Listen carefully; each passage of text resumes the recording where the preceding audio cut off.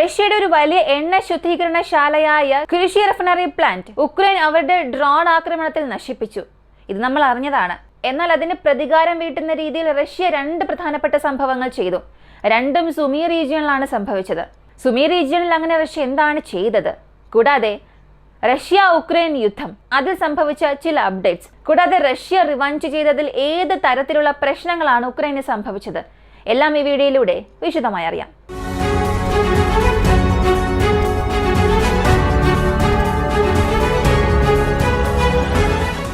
ആദ്യം ഈയൊരു വീഡിയോ സെബാട്ട് 2025 നിന്നും ആരംഭിക്കാം. ഈയൊരു എക്സസൈസ് ഇപ്പോൾ വളരെ പ്രധാനപ്പെട്ട ഒരു സാഹചര്യത്തിൽ വന്ന് നിൽക്കുകയാണ്. സെബാട്ട് 2025 എന്നത് യൂറോപ്യൻ യൂണിയനും യൂറോപ്യൻ ഭൂഖണ്ഡത്തിലുമുള്ള രാജ്യങ്ങൾക്ക് ഒരു മുന്നറിയിപ്പായി തന്നെ മാറിയിട്ടുണ്ട്. കാരണം റഷ്യയുടെ ബാൾട്ടിക് ഫ്ലീറ്റിനെ അവർ ഇതുവരെയും വലുതായ ഏതൊരു എക്സസൈസിലും അല്ലെങ്കിൽ വാർ ഡ്രിൽസിലൊക്കെ 80% കൂടുതൽ റെഡിനെസ് കാണിച്ചിട്ടില്ല.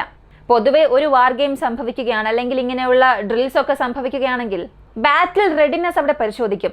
ഇത് എല്ലാ രാജ്യങ്ങളും ആവറേജ് എത്രത്തോളം മെയിൻറ്റെയിൻ ചെയ്യുമെന്നൊക്കെ ചോദിച്ചാൽ പുറത്ത് അതിന്റെ ഒറിജിനൽ കൗണ്ട് ഒരിക്കലും പറയില്ല. എന്നാൽ അതിനെക്കുറിച്ചുള്ള ചില വാർത്തകൾ പറയുമ്പോൾ അല്ലെങ്കിൽ ഇന്ത്യൻ ഇൻപുട്ടൊക്കെ ലീക്ക് ആകുന്നതിലൂടെ ഒരു 60-70% ഇവരുടെ ഒരു ഇമ്മീഡിയറ്റ് റെസ്പോൺസ് റേഷ്യോ പറയും അത്രത്തോളം ബാറ്റിൽ റെഡിനെസ് ഉണ്ടാകുമെന്ന്. പക്ഷെ ഇപ്പോൾ റഷ്യയും ബെലാറസും ചേർന്ന് ചെയ്തത് 80% നിന്നും 90% അത് കൊണ്ടുവന്നു. അതായത് ഒരു പ്രശ്നം വരികയാണെങ്കിൽ ആദ്യത്തെ റെസ്പോൺസ് നമ്മുടേതായിരിക്കണം. നമ്മൾ ആദ്യത്തെ സ്ട്രൈക്ക് ചെയ്യുന്നതിൽ ശത്രു സെക്കൻഡ് സ്ട്രൈക്ക് ചെയ്യുന്നതിന് കുറേ സമയമെടുക്കണം. ആ ടൈം ഫ്രെയിമിനുള്ളിൽ നമ്മുടെ സെക്കൻഡ് റെസ്പോൺസ് ശത്രുക്കളുടെ പ്രദേശങ്ങൾക്കുള്ളിലേക്ക് നമുക്ക് വളരെ വേഗത്തിൽ കൊണ്ടുപോകാൻ കഴിയും. ഇതിൽ 90% അവരുടെ ബാറ്റിൽ റെഡിനെസ് ഇംപ്രൂവ് ചെയ്തിരിക്കുന്നത്. ഇവിടെ പോളണ്ട് ഒരുപാട് പ്രശ്നം അനുഭവിക്കുന്ന ഒരു രാജ്യമായി മാറിയിട്ടുണ്ട്. കാരണം കഴിഞ്ഞ വീഡിയോയിൽ ഞാൻ പറഞ്ഞിരുന്നു, ഇസ്കാന്ദർ മിസൈൽസിനെ കൊണ്ടുവന്ന് പോളണ്ടിന്റെ ബോർഡറിൽ റഷ്യ നിർത്തി. അതൊരു വലിയ സൈക്കോളജിക്കൽ വാർഫെയർ ആയി മാറിയെന്നൊക്കെ. അത് വീണ്ടും ഒന്ന് കൺഫേം ചെയ്തിട്ടുണ്ട്. 3 മുതൽ 4 സ്ക്വാഡ്രൺ ഓഫ് ഇസ്കാന്ദർ ലോഞ്ചിങ് യൂണിറ്റ്സ് ആണ്. ഒരു സ്ക്വാഡ്രണിൽ 7-8 മിസൈൽ ലോഞ്ചേഴ്സോളം ഉണ്ടാകും. അപ്പോൾ 16 മിസൈൽസോളം ഒരു സമയത്ത് ഇവർക്ക് ലോഞ്ച് ചെയ്യാൻ സാധിക്കും. അതിന്റെ മൊബിലിറ്റി എത്രത്തോളം ഉണ്ട് എന്നുള്ളതൊക്കെ നമ്മൾ ആ വീഡിയോയിലൂടെ അറിഞ്ഞതാണ്. അപ്പോൾ ഇത്രത്തോളം കൂടുതൽ എണ്ണം ഏത് സമയത്തും കലിനിൻഗ്രാഡ് റീജിയണിൽ ആക്റ്റീവായി വയ്ക്കാൻ പോകുന്നുവെന്നും റഷ്യ പറഞ്ഞു.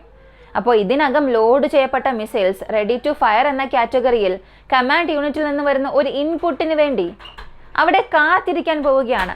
മാത്രവുമല്ല റഷ്യയുടെ ആർട്ടിക് ഫ്ലീറ്റിലുള്ള പല തരത്തിലുള്ള സബ്മറൈൻസും ഈ ഒരു എക്സസൈസിൽ വന്നിട്ടുണ്ട്. ഇതിനെ നിരീക്ഷിക്കാനായി അമേരിക്കയുടെ യുദ്ധക്കപ്പലുകളും അമേരിക്കയുടെ P-8 പോസൈഡൻ എയർക്രാഫ്റ്റ്സും ബാൾട്ടിക് വാട്ടേഴ്സിൽ, അതായത് നാറ്റോയുടെ എയർ സ്പേസിലുള്ള വാട്ടേഴ്സിലുള്ളതായി ചില വാർത്തകൾ പുറത്തു വന്നു. അത് എത്രത്തോളം സത്യമാണെന്ന് അറിയില്ല. അത് സംബന്ധിക്കുന്ന ഡീറ്റെയിൽസ് ഒക്കെ തിരയുന്നുണ്ട്. പക്ഷെ എന്തോ ഒരു വലിയ സംഭവം ചെയ്യാനായി നാറ്റോ ശ്രമിക്കുന്നുണ്ട്. ഇപ്പോ റഷ്യക്കും ഉക്രൈനും ഇടയിൽ എന്താണ് സംഭവിക്കുന്നത്? ഈ സെബാട്ട് 2025 ഇതോടുകൂടി അവസാനിച്ചു. ഇനി റഷ്യ ഉക്രൈനിൽ അവസാനത്തെ 24 മണിക്കൂറിൽ സംഭവിച്ച പ്രധാനപ്പെട്ട കാര്യങ്ങൾ നോക്കിയാൽ 2 കാര്യങ്ങൾ നടന്നു. ഒന്നാമത്തേത്, ഉക്രൈന്റെ one and only operating gas distribution സ്റ്റേഷനെ പോലും റഷ്യയുടെ സ്ട്രൈക്കിൽ നശിച്ചിട്ടുണ്ട്. സത്യത്തിൽ റഷ്യ ഈ ഒരു ഗ്യാസ് സ്റ്റേഷൻ ആക്രമിക്കുന്നതിന് കൂടുതൽ പ്രിപ്പയർ ചെയ്തിരുന്നു. ഈ ഗ്യാസ് പൈപ്പ് ലൈൻ എന്നത് ഉക്രൈനുള്ളിൽ ആക്റ്റീവാണ്. അതും ബാറ്റിൽ സംഭവിക്കുന്ന രാജ്യത്ത് നിന്നും വളരെ സേഫായ ലൊക്കേഷനിലാണ് ഇതുള്ളത്. സുമി പ്രവിശ്യയിലുള്ള ഈ ഗ്യാസ് പ്ലാന്റിനെ ഇന്നഡിയാനോയ് ഗ്യാസ് ഡിസ്ട്രിബ്യൂഷൻ സെന്റർ എന്നാണ് പറയുന്നത്. ഇവരുടെ ജോലി മറ്റ് രാജ്യങ്ങളുടെ പക്കൽ നിന്ന് വാങ്ങുന്നത്, റഷ്യയുടെ പക്കൽ നിന്ന് വാങ്ങുന്ന ഇങ്ങനെ ആക്റ്റീവായി വരുന്ന ഗ്യാസിനെ ഒരു സ്ഥലത്ത് ഹബ്ബാക്കി മാറ്റി മറ്റു സ്ഥലങ്ങളിലേക്ക് വിഭജിച്ചു കൊടുക്കും. മാത്രമല്ല ഉക്രൈനുള്ളിൽ ഗ്യാസ് പ്രൊഡ്യൂസ് ചെയ്യുന്ന ഡിസ്ട്രിബ്യൂട്ട് ചെയ്യുന്ന ചില കാര്യങ്ങളും അവിടെ ചെയ്യുന്നുണ്ട്. ഇപ്പോൾ റഷ്യയുടെ ഗ്യാസ് അവിടെ കട്ടായിട്ടുണ്ട്. മറ്റ് രാജ്യങ്ങളിൽ നിന്നും വരുന്ന ഗ്യാസും വലുതായൊന്നും ഉക്രൈന് ലഭിക്കുന്നില്ല. അപ്പോൾ ഇവരുടെ പക്കലുള്ള ഒരു സിമ്പിൾ റിസോഴ്സ്, അതായത് 100% ലഭിച്ചുകൊണ്ടിരുന്ന സ്ഥലത്ത് ഒരു 10-20-30% മാത്രം ലഭിച്ചുകൊണ്ടിരുന്ന, അങ്ങനെ ഉപയോഗിച്ചുകൊണ്ടിരുന്ന ഒരു സ്ഥലത്താണ് റഷ്യ ഇപ്പോൾ സ്ട്രൈക്ക് ചെയ്തത്.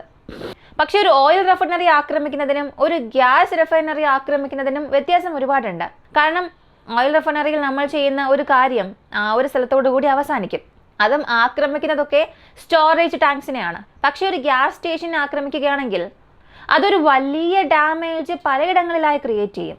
ഈ എക്സ്പ്ലോഷനെ തടഞ്ഞു നിർത്തുന്ന വാൾസ് അതവിടെ ഫെയിൽ ആവുകയാണെങ്കിൽ ആ ഭൂമിക്കടിയിൽ പതിച്ചു വെച്ചിരിക്കുന്ന ഈ പൈപ്പ് എവിടെയെല്ലാമാണോ വീക്കായിട്ടുള്ളത് അവിടങ്ങളിലെല്ലാം പൊട്ടിത്തെറിക്കാൻ തുടങ്ങും. എക്സ്പ്ലോഷൻ കാരണം ഡാമേജ് ആകാൻ തുടങ്ങും. ഈ പൈപ്പ് ഡാമേജ് എല്ലാ ഇടങ്ങളിലേക്കും ഫയർ പടരാനുള്ള സാധ്യതയുണ്ട്. ഇത് ജനങ്ങൾ താമസിക്കുന്ന സ്ഥലങ്ങളിലേക്ക് പോകും. ജനങ്ങളുടെ വീടിനടിയിൽ ഈ പൈപ്പുകൾ ഉണ്ടായിരിക്കും. എന്താണ് ഇതിനെക്കുറിച്ച് പറയേണ്ടത്? കൂടുതൽ നഷ്ടം ഉക്രൈൻ നൽകുന്ന ഒരു സ്ട്രൈക്കായി ഇത് മാറിയിട്ടുണ്ട്. അതിനാൽ റഷ്യ ഈ ഒരു ഗ്യാസ് ഡിസ്ട്രിബ്യൂഷൻ സെന്ററിന്റെ 2 സ്റ്റോറേജ് ടാങ്ക്സിനെയും ഡിസ്ട്രിബ്യൂഷൻ പൈപ്പ് ലൈൻ എന്ന് പറയുമല്ലോ, അതിന്റെ പവർ യൂണിറ്റ്സ് ഒക്കെ ഇതിനെ പൂർണ്ണമായി നശിപ്പിച്ചിട്ടുണ്ട്. അപ്പോൾ ഉക്രൈന്റെ പക്കലുണ്ടായിരുന്ന ഒരേ ഒരു ഗ്യാസ് സ്റ്റേഷനെയും ഔട്ട് ഓഫ് സർവീസിലേക്ക് കൊണ്ടുപോയി.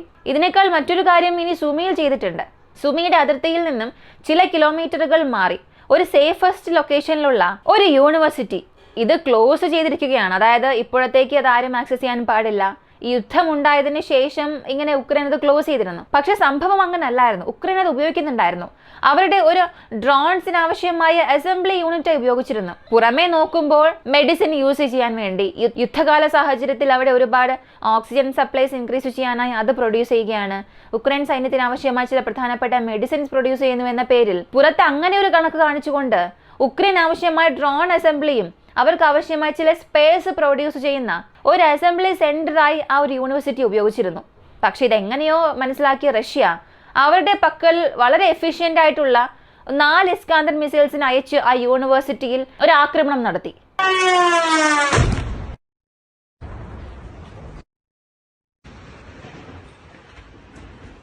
ഇതിൽ പൂർണ്ണമായും അതിന്റെ അഡ്മിനിസ്ട്രേഷൻ ബിൽഡിംഗ് നശിച്ചിട്ടുണ്ട്. അതിന്റെ ഫുട്ടേജ് ഒക്കെ ഇപ്പോൾ വളരെ വൈറലായി മാറുന്നുണ്ട്. അത് ആൾസഞ്ചാരം കൂടുതലുള്ള ഒരു പ്രദേശമാണത്. ഫുട്ടേജ് ഒക്കെ പുറത്തു വന്ന് വൈറലായി മാറി. ജനങ്ങൾ അവിടെ ഒരുപാട് ഉള്ളപ്പോൾ തന്നെ ഇങ്ങനെ ഒരു ആക്രമണം നടത്തി. അല്ലെങ്കിൽ ആ യൂണിവേഴ്സിറ്റിക്കുള്ളിൽ എന്തിന് ഇത്രയേറെ പേരെ കൊണ്ടുപോയി, അല്ലെങ്കിൽ അത് സംബന്ധിക്കുന്ന ഡീറ്റെയിൽസ് ഒന്നും പുറത്തറിയില്ല. ഒരു ക്ലോസ്ഡ് യൂണിവേഴ്സിറ്റിക്കുള്ളിൽ അത്രത്തോളം സിവിലിയൻസ് ഉണ്ടെന്നുണ്ടെങ്കിൽ അവിടെ മറ്റെന്തെങ്കിലും പ്രശ്നം സംഭവിക്കുന്നുണ്ടാകുമോ?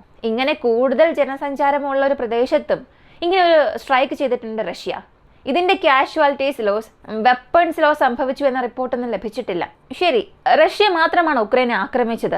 ഉക്രൈന് മാത്രമാണ് നഷ്ടമെന്ന് ചോദിച്ചാൽ കഴിഞ്ഞ 24 മണിക്കൂറിനുള്ളിൽ റഷ്യയ്ക്കുള്ളിൽ ഉക്രൈൻ അങ്ങനെ വലിയ കാര്യങ്ങളൊന്നും ചെയ്തതായി വാർത്തകളില്ല. പക്ഷെ അതിന് മുൻപ് തന്നെ ഉക്രൈൻ ഒരു വലിയ നഷ്ടം റഷ്യയ്ക്ക് കൊടുത്തിരുന്നു. ഇപ്പോഴും അവിടെ ഉണ്ടായ ആ ഒരു ഡാമേജ്, ആ ഒരു തീ പൂർണ്ണമായും അവരെ കൊണ്ട് കൺട്രോൾ ചെയ്യാൻ സാധിച്ചിട്ടില്ല. അതായത് ആ ഒരു റഫൈനറിയിൽ സംഭവിച്ച ആക്രമണം ശരിക്കും റഷ്യയ്ക്ക് സംഭവിച്ച ഒരു വലിയ നഷ്ടമായി അത് മാറി. മാത്രവുമല്ല, സമാധാനത്തെക്കുറിച്ച് ഇവിടെ ആരും എന്തുകൊണ്ട് സംസാരിക്കുന്നില്ല? ട്രംപിനോട് ഇതിനെക്കുറിച്ച് ചോദിക്കുകയാണ്. റഷ്യ ഉക്രൈൻ യുദ്ധം അവസാനിക്കുമോ ഇല്ലയോ? നിങ്ങൾ ചില ദിവസത്തിൽ ഇതൊക്കെ അവസാനിപ്പിക്കും എന്നല്ലേ പറഞ്ഞത്? അലാസ്ക സമ്മിറ്റ് അവസാനിച്ചതിന് ശേഷം ഈ ഒരു വിഷയം വീണ്ടും സംസാരിച്ചു. ഇപ്പോൾ എന്തുകൊണ്ട് ഈ പ്രശ്നങ്ങൾ വർദ്ധിക്കുന്നു? യുദ്ധം അവസാനിക്കാൻ സാധ്യതയില്ല എന്ന് ചോദിച്ചപ്പോൾ അത് കാഴ്ചയിലുണ്ട്. എത്രയും പെട്ടെന്ന് ഈ 2 വിഭാഗവും ചേർന്ന് യുദ്ധം അവസാനിപ്പിക്കും, അങ്ങനെ ഒരു അനൗൺസ്മെന്റ് നൽകും, നിങ്ങളും അത് കാണുമെന്നുള്ളൊരു സിമ്പിൾ മറുപടി നൽകി. പക്ഷേ ദിവസങ്ങൾ കഴിയുന്തോറും പ്രശ്നങ്ങൾ വർദ്ധിക്കുകയാണ്. ഇതൊക്കെ ഉക്രൈനിയൻസിനും റഷ്യൻ ജനതകൾക്ക് മാത്രമാണ് വലിയ പ്രശ്നമായി മാറുന്നത്. ഉക്രൈനെ ഇത് ഡയറക്റ്റ് എഫക്റ്റ് ചെയ്യുന്നുണ്ട്. റഷ്യയുടെ എക്കണോമിയെ പതിയെ ഷേക്ക് ചെയ്യുന്നുണ്ട്. ഇത് റഷ്യ ഇങ്ങനെ വിടുകയാണെങ്കിൽ എത്രയും പെട്ടെന്ന് റഷ്യയുടെ സമ്പദ് വ്യവസ്ഥ അവിടെ തകരുക തന്നെ ചെയ്യും. കാരണം റഷ്യ അത്ര സ്ട്രോങ്ങസ്റ്റ് എക്കണോമിയിലല്ല ഇപ്പോഴുള്ളത്.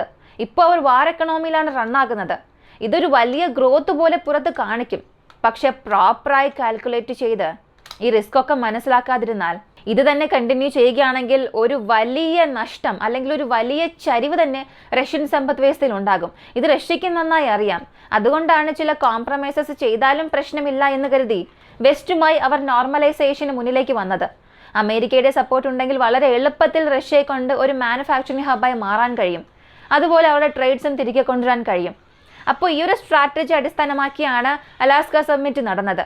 ഇതും ഉക്രൈൻ നന്നായി അറിയാം. അതുകൊണ്ടാണ് ബാധിക്കപ്പെട്ട എന്നെ വിട്ടിട്ട് ആര് കാരണമാണോ ഞാൻ ബാധിക്കപ്പെട്ടത് അവർക്ക് നിങ്ങൾ സഹായം ചെയ്യുന്നല്ലോ എന്ന ഒരു ദേഷ്യമാണ് അവർക്കിപ്പോൾ അമേരിക്കയോടുള്ളത്. ഈ ഒരു വീഡിയോയെക്കുറിച്ചുള്ള നിങ്ങളുടെ അഭിപ്രായം കമന്റിൽ പറയുക.